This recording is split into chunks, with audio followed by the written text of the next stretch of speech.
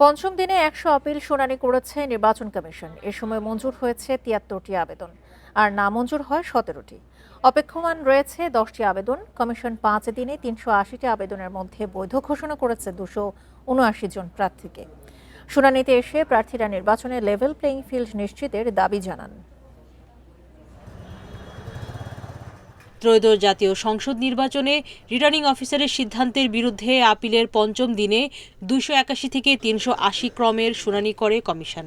মঞ্জুর হয় বেশিরভাগেরই আবেদন। কুমিল্লা ২ আসনে বিদ্রোহী আব্দুল মতিনের প্রার্থিতা বাতিলের আবেদন করেন বিএনপির প্রার্থী সেলিম ভুঁইয়া। তার আবেদন খারিজ করে মতিনের প্রার্থিতা বহাল রাখে ইসি। কুমিল্লা ৬-এ বিএনপির প্রার্থী মোহাম্মদ মনিরুল হক চৌধুরীর বৈধতা চ্যালেঞ্জের আপিল নামঞ্জুর করে ইসি। দ্বৈত নাগরিকত্ব ইস্যুতে দিনাজপুর ৫ আসনে বিএনপির প্রার্থী একেএম কামরুজ্জামানের আবেদন অপেক্ষমান রাখে ইসি। এদিকে ঝালকাঠি ১-এ মনোনয়ন ফিরে পান বিএনপির বিদ্রোহী প্রার্থী।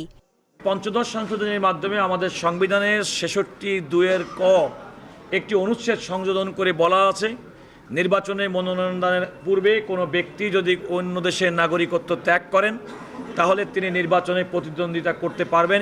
আমার তথ্যই বলেছে। আমি সবার কাছে দোয়া চাইছি, আমার এলাকার মানুষের কাছে আমি ক্ষমা চাইছি। ইতিমধ্যেই যারা বিভ্রান্তমূলক প্রশ্ন শুনে ব্যথা পেয়েছেন, আমি তাদের কাছে দুঃখ প্রকাশ করছি। পঞ্চম দিনে জাতীয় পার্টির 4 আবেদনের 3টি বৈধ ও 1টি বাতিল করেছে কমিশন। রাজনৈতিক দল হিসেবে জাতীয় পার্টির 42টি প্রার্থীর মনোনয়ন রিটার্নিং কর্মকর্তারা নামঞ্জুর করেছিল। আমরা সবগুলারই আপিল করেছি। নাঙ্গলপুর টাঙ্গাইল 6-এর মনোনয়ন প্রার্থী ছিলাম স্বতন্ত্র। সেদিন ওই 10% ভোটারের একটি ক্লোজ দেখিয়ে আমার মনোনয়ন অবৈধ ঘোষণা করেন। আজ সেটার প্রতিফলন হলো। ত্রয়োদশ জাতীয় সংসদ নির্বাচনে রিটার্নিং কর্মকর্তাদের সিদ্ধান্তের বিরুদ্ধে আপিল আবেদন হয়েছে ৬৪৫টি।